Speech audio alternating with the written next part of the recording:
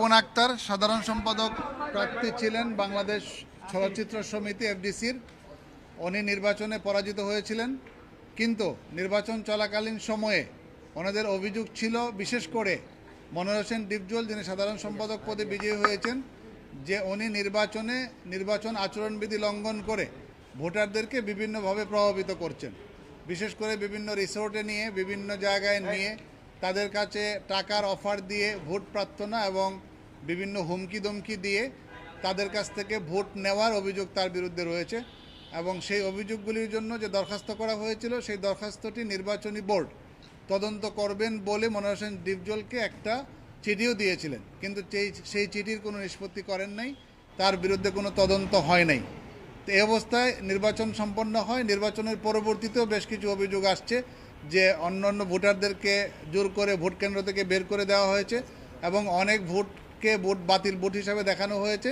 সব মিলিয়ে নির্বাচনে যে কারচুপিগুলি হয়েছিল, অনিয়ম হয়েছিল, সবগুলি চ্যালেঞ্জ করে নিপুণ আক্তার পিটিশনার হয়ে আজকে রিট পিটিশন, আমরা 2 দিন আগে রিট পিটিশন দায়ের করেছিলাম, আপনারা ইতিমধ্যে প্রচার করেছেন।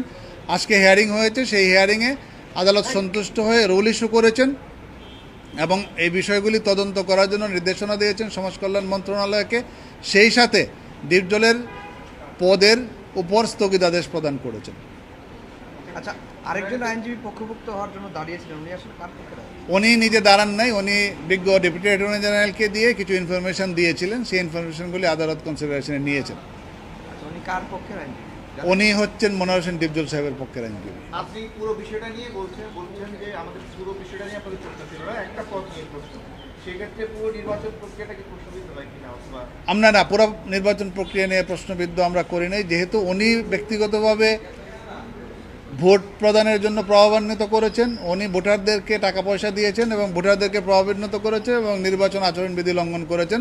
সুতরাং সভাপতি এবং সাধারণ সম্পাদক এই 2টা পদের বিরুদ্ধে আমাদের অভিযোগ ছিল, কিন্তু অভিযোগের যে সিরিয়াসনেস সেটা ছিল basically respondent number 10 Monowar Hossain ডিপজলের বিরুদ্ধে, এবং আদালত শুধুমাত্র একটা পদের উপরে স্থগিতাদেশ দিয়েছে।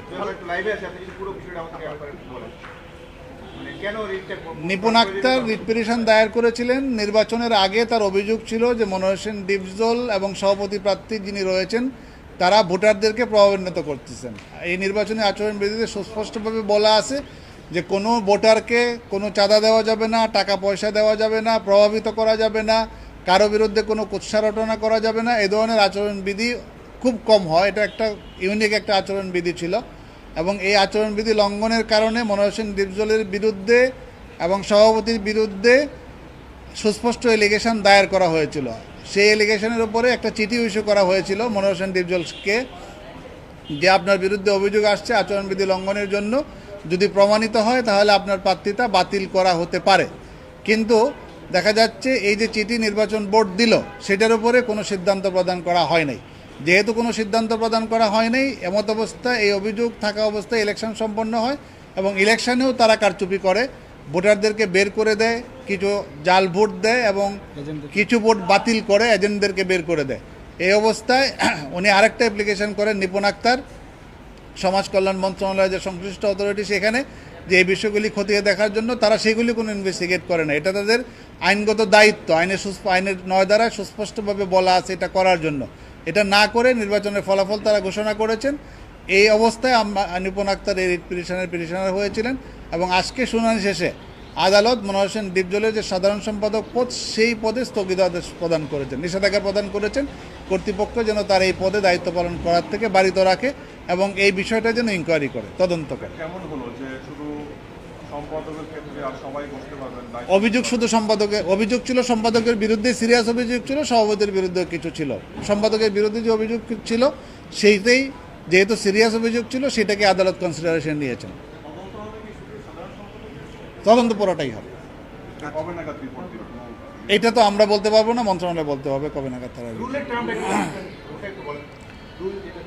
রুলের টার্ম হচ্ছে কেন নির্বাচন বাতিল ঘোষণা করা হবে না, বিশেষ করে এই 2টা পদে সভাপতি এবং সম্পাদক পদে কেন নির্বাচন বাতিল ঘোষণা করা হবে এবং নতুন নির্বাচন দেওয়া হবে না।